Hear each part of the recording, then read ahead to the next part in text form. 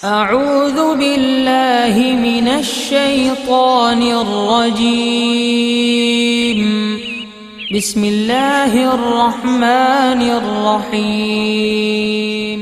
अल्लाहु अल्लाहु अल्लाहु अल्लाह अल्लाहु अल्लाहु अल्लाह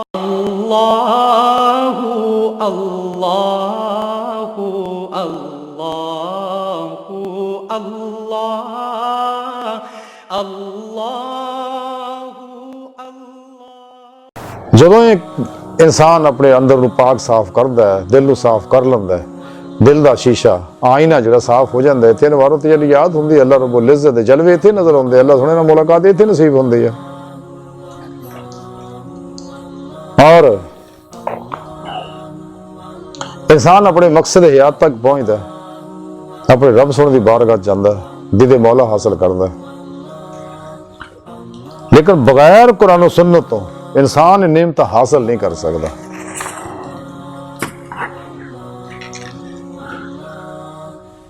सच्चा इंसान जरा जब तक सच्चे दिलों तौबा ना करे, अगर नफ्स या शैतान इन्हें गुमराह भी करता है, गुनाहों में मुब्तला करता है, इंसान चाहिए फौरी तौबा कर ले। तौबा अल्लाह सोने ने बड़ी पसंद है, और तौबा तो नसूह होवे, सच्ची तौबा होवे।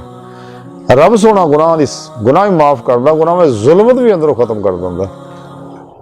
ते चाहे इंसान दे गुनाह अर्श आज़म तक पहुंचे होण, आसमानां तक पहुंचे होण, सारे रब सोना माफ फरमांदा अगर सच्चे दिलों तौबा तन नसूह करे, और उन्हां गुनाहां दा इव्ज़ अल्लाह उन्हां नेकियां भी उन्होंने इनाम दे दिंदा। जो कोई शख्स सच्चे दिल नाल तौबा करदा या किसी अल्लाह वाले दी बारगाह जाके तौबा करदा, अल्लाह ताला फिर ते मेहरबानी फरमाउंदे आ, उन्हें हिदायत दा रस्ता दिखाउंदे आ। अल्लाह दे प्यारे नबी सल्लल्लाहु अलैहि वसल्लम दी बारगाह जाके को तौबा करदा तो उन्हें भी नेमत इस तरह मिलदियां ने। बहरहाल रसाला गौसिया अंदर लिखिया होया कि हुजूर गौसे आजम हज़रत शेख अब्दुल कादिर जिलानी रहमतुल्लाह अलैह हजूरी खुदा जल्ला शानहू पहुंचे, फिर रब सोने फरमाया कि ऐ गौसे आजम, मेरे अगर कोई करीब है तो गुनाहगार है, क्योंकि वो आजी और नदामत वाला होंदा है। किसी वास्ते सियाने आंदे है कि गुनाह ना नफरत करो, गुनाहगार ना नफरत ना करो। इस वास्ते कोई इंसान औलाद आदम भुल गया, उखड़ गया, तो उसदे वास्ते हिकमत अमली ना, भलाई ना, उसदी खिदमत ना, खैर दे पासे लाओ, उन्होंने कोशिश करो पूरी पूरी। बाकी हिदायत अल्लाह कोल है, जिन्हें चाहेगा हिदायत देगा, लेकिन इंसान को कोशिश करने का सवाब मिलेगा। तो गुनाहगार इस वास्ते रब सोना जिवें हुजूर गौसे पाक नूं आख्या कि रब सोना फरमाउंदा कि मैनूं उहदी आजी जिहड़ी है और नदामत शर्मिंदगी जिहड़ी उहनूं हुंदी है, इसलिए कि मेरा मौला नाराज होएगा मेरी इस गुनाह नाल, तो बस ये आजी मैनूं बड़ी पसंद है। रब सोना फरमाउंदा और मेरे करीब है, जिवें तौबा करदा है तो मैं उहनूं अपने होर करीब कर लैना है।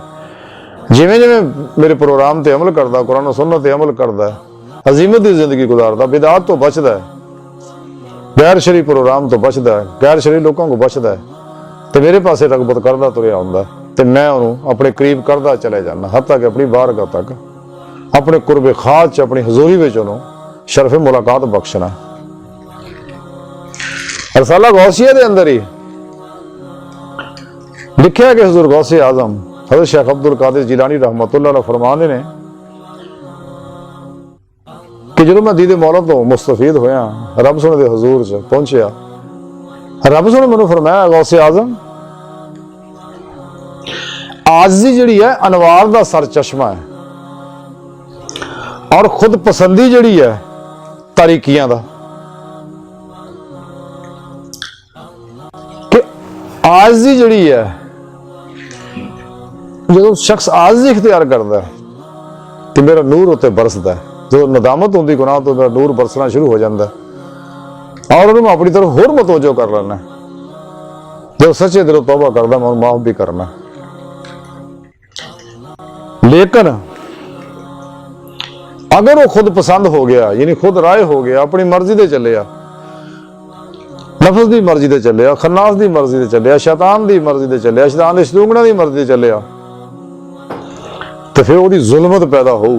फिर तरीकियां तारीकियां दे पासे लै जाओ, उन्होंने मखलूक चुड़ जा दो, उन्होंने दुनिया और कब्र आखरत वो बर्बाद हो जाओ।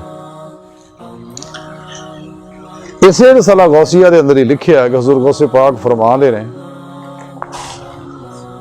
कि ऐ गौसे आजम, गुनाहगारां नूं मेरे फजल और मेहरबानी की खुशखबरी सुना दे, और मगरूरां नूं मेरे इंसाफ और बदले का दस दिओ। सुभान अल्लाह। रब सोना फरमाउंदा है गौसे आजम नूं कि जिन्ने भी गुनाहगार उन्होंने दस दिओ, गुनाहगारों ना उम्मीद ना होयो, मायूस ना होयो कदे भी। शैतान और शैतानी कुव्वतां तुहानू डराउणगियां, खौफजदा करनगियां, मायूस करनगियां, ना उम्मीद करनगियां, बददिल करनगियां, बुज़दिल बनाउणगियां, बेअमल बनाउणगियां। लेकिन ना, मेरी रहमत बड़ी वसी है, मेरी रहमत मेरे गज़ब के उत्ते गालिब है। जदों भी कोई सच्चे दिल ना अल्लाह सोने तेरे मुतवज्जो होगा, तौबा करेगा, मेरा अल्लाह उन्हें माफ कर देगा और मजीद इनामात तो भी नवाजेगा।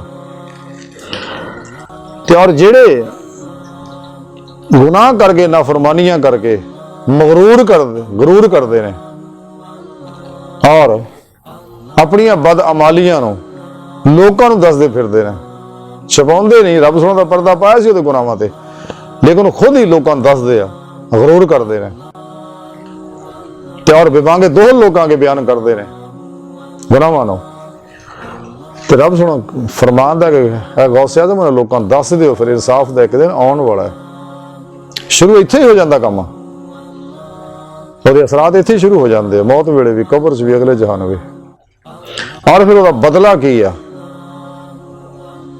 कुरान करीम जगह जगह अल्लाह रब्बुल इज़्ज़त दस्सिया, जिवें इन्हां लोकां दे बारे रब ने दस्सिया, उलाइका सहाबुन नार हुम फीहा खालिदून, हमेशा हमेशा जहन्नम दी अग विच सड़नगे। और उही इन्हां अंदर नफसियाती बीमारियां पैदा हो जाएंगियां, इहदी जिंदगी जिहड़ी ज़वाल पजीर हो जाऊ, जिस्मानी रूहानी नफसियाती तौर पर बेशुमार अमराज च मुब्तला हो जाएंगे।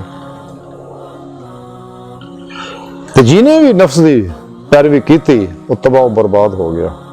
इस वास्ते खाशाते नफसानी अंदरों कढ़ना, जब तक कोई इंसान, इसका इलाज सिर्फ और सिर्फ यह है कि खाशाते नफसानी किसी हुक्म से अमल ना किया जाए, ये आपोजिट अमल किया जाए, हर खाश नूं अंदरों कढ़िया जाए, तो फिर तज़किया नफ्स हासिल होना, तो फिर फनाए नफ्स हासिल हो, फनाए नफ्स हासिल हो तो फनाए कल्ब हासिल होएगी, फनाए कल्ब हासिल होएगी तो रूहानी मिराज होएगी, बातों च दाखला मिलेगा, कचहरी मुस्तफा सल्लल्लाहु अलैहि वसल्लम च हाज़री नसीब होगी, हुज़ूरी खुदा जल्ला शान तक पहुंचेगा, वरना कदे भी नहीं पहुंचेगा।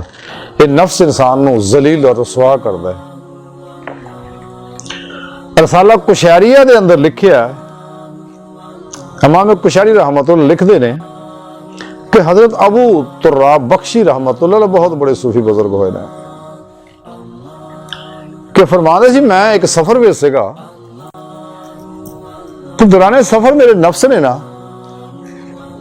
आंडिया नाल रोटी खाने की खाश मेरे अंदर बार बार पैदा की,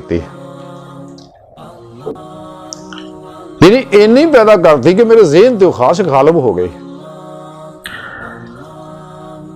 तो मैं देखिया अगे एक पिंड है, तो मैं वो पिंड में जा वड़िया इसे नीयत नाल ही ताकि किसी जरिए ना मैं आंडिया नाल रोटी खावां।